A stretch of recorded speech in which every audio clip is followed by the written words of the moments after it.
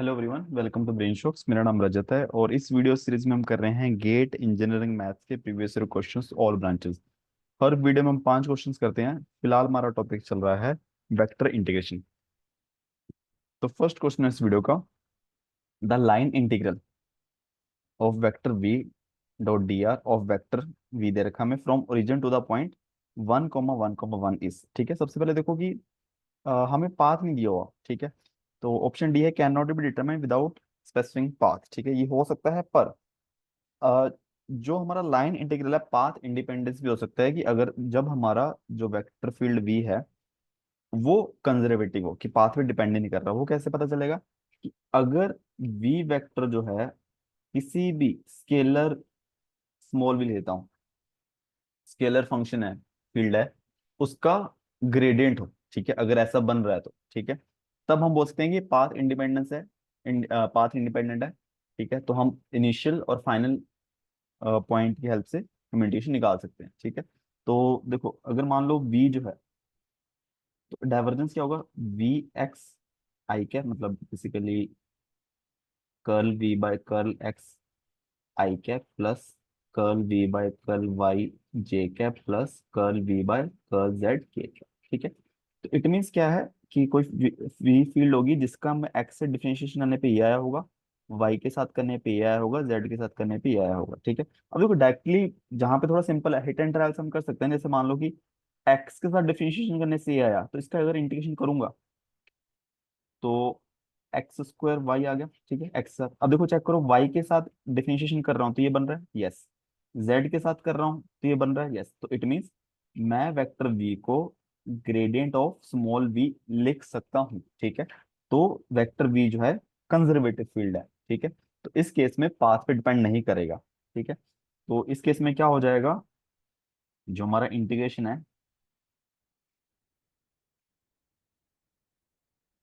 यहाँ पे लिख लेता हूँ, is equal to v initial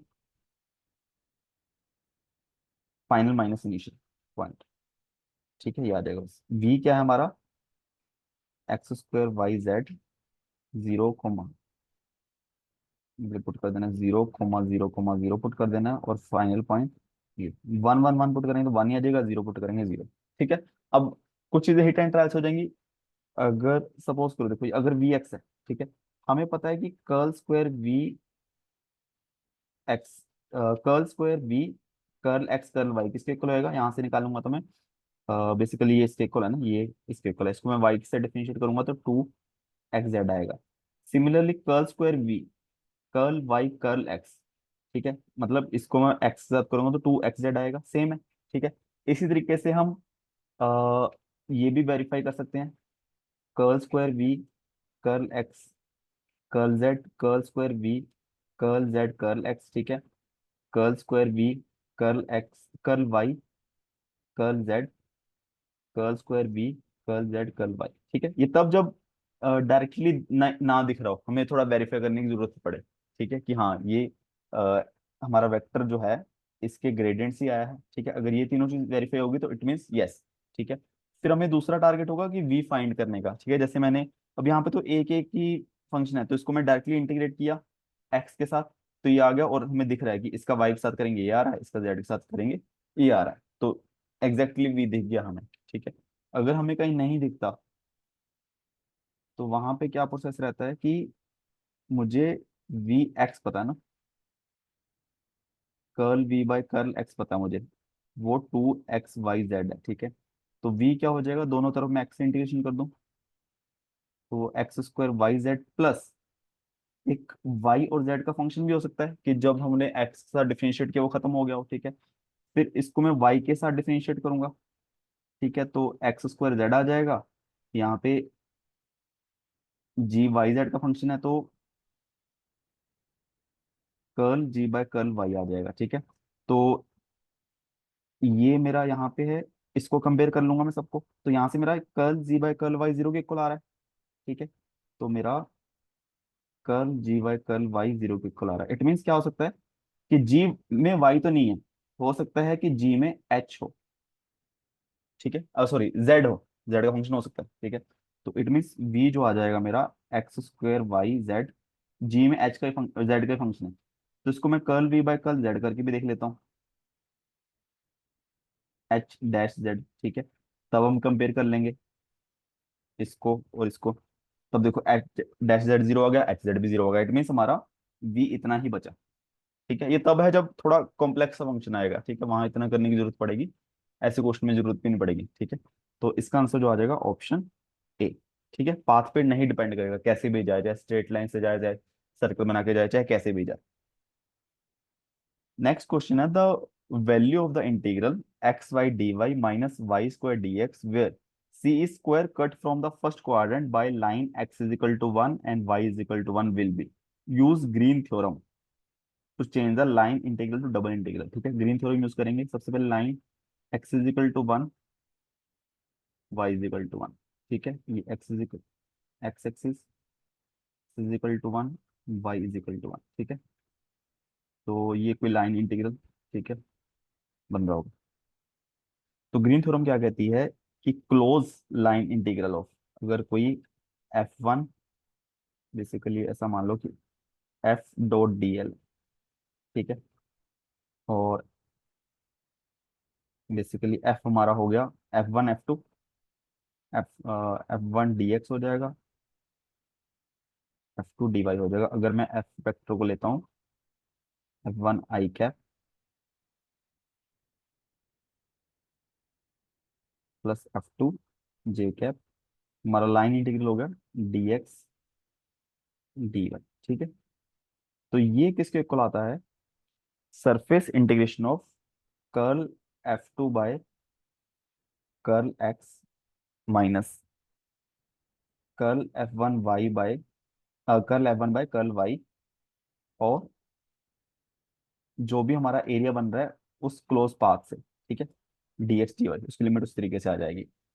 तो यहाँ पे मेरा, इसको अगर मैं लिखूँ, जीरो एफ वन क्या है, minus y square d x, ठीक है, plus x y d y, double integration of curl f two by curl x, f two ये रहा, इसको मैं कर्ल एक्स करूंगा तो वाई आ जाएगा, माइनस एफ वन का वाई के साथ डिफिनेशन, वो माइनस टू वाई आ गया। ठीक है, d x d y, x change हो रहा है जीरो से वन, वाई भी चेंज हो रहा है जीरो से वन। ठीक है, यहाँ पे जो है थ्री वाई आ जाएगा, d x d y zero से वन, जीरो से वन। ठीक है, अब एक्स और वाई की लिमिट कॉन्स्टेंट ही आपस में डिपेंड नहीं कर रही, तो डी एक्स का इंटीग्रेशन एक्स आ जाएगा जीरो से वन, थ्री वाई का three Y square by two आ जाएगा जीरो से वन, एक्स की upper limit minus lower limit one आ जाएगा, थ्री वाई स्क्वायर में वन पुट करूंगा तो three by two minus zero, तो थ्री बाई टू आंसर आ जाएगा ऑप्शन सी। ठीक है, जो ग्रीन थ्योरम है वो स्टोक थ्योरम का ही, अगर देखा जाए, टू डी वर्जन है। ठीक है, कि अगर मैं एफ का कर्ल करूंगा तो भी यही आने वाला है। ठीक है, तो टू डायमेंशन के लिए एक तरह से स्टोक थ्योरम वो ग्रीन थ्योरम बन जाती है। ठीक है, नेक्स्ट क्वेश्चन है which one of the following is not associated with vector calculus. ठीक है, स्टोक थ्योरम ने पढ़ लिया, गॉस डाइवर्जेंस थ्योरम ने देखा है, ग्रीन थ्योरम अभी जस्ट पिछले क्वेश्चन में देखा है, तो ऑप्शन डी कैनेडी थ्योरम, ठीक है, ये वेक्टर कैलकुलस से रिलेटेड नहीं है। नेक्स्ट क्वेश्चन है curl surface integration of curl of p where p is vector is equal to. ठीक है, तो स्टोक थ्योरम की स्टेटमेंट है, ठीक है, line integral of p for a close path is equal to surface integration of curl of p. ठीक है, next question है, देखो, consider p and q in the x y plane with p one comma zero and q zero comma one, the line integral to into p to q x d x plus y d y along the semi circle with the line segment P Q S diameter. देखो P एक point यहाँ पे, one comma zero, Q point यहाँ पे है zero comma one. ठीक है, ये पॉइंट क्यू है हमारा, ये पी है, इसको डायमीटर लेके एक सर्कल बनाना है।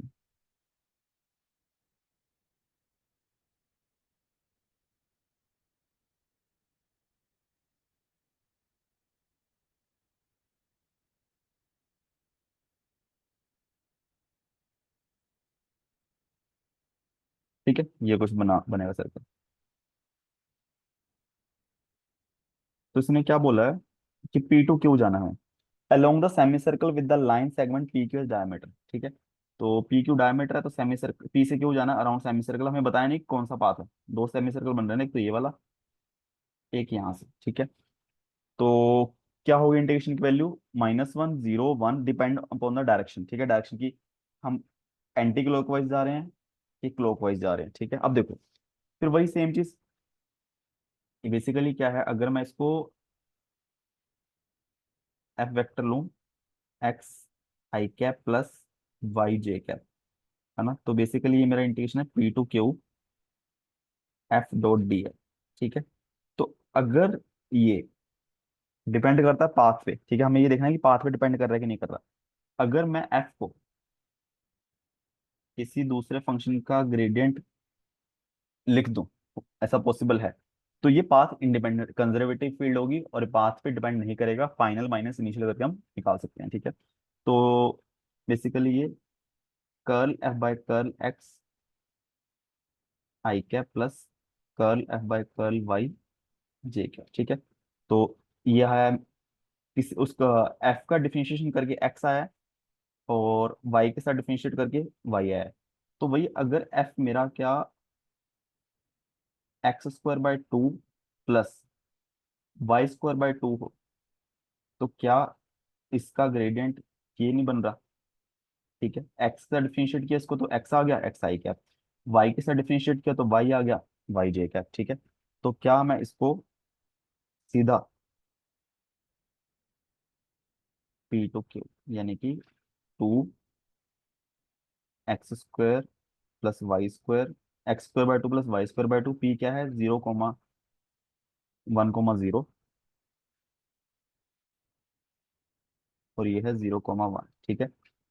तो टू तो बाहर ही है, अपर लिमिट पुट करूंगा वाई 1/2, लोअर लिमिट पुट करूंगा वही 1/2, 1/2 माइनस 1/0, ठीक है। आंसर आएगा बी, ठीक है, पाथ पे डिपेंड ही नहीं कर रही है, ठीक है।